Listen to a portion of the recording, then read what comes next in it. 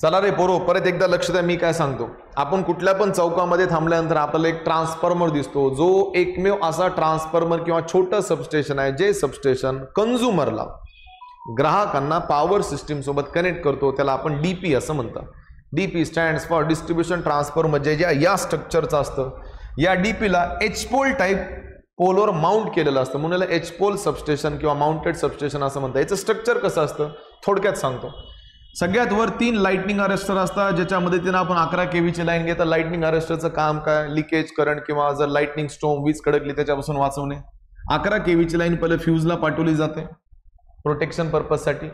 त्या 3 फ्यूजची लाईन आयसोलेटरला पाठवली जाते ऑन ऑफ करण्यासाठी.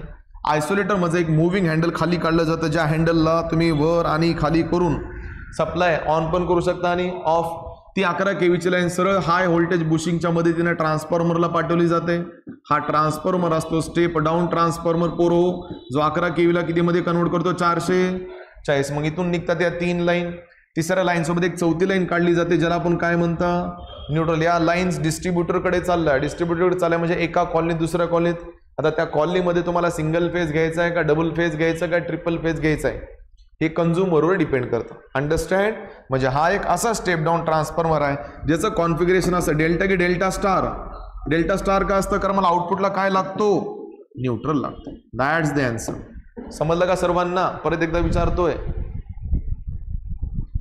जीओडी गँग ऑपरेटेड डिव्हाइस. बरं,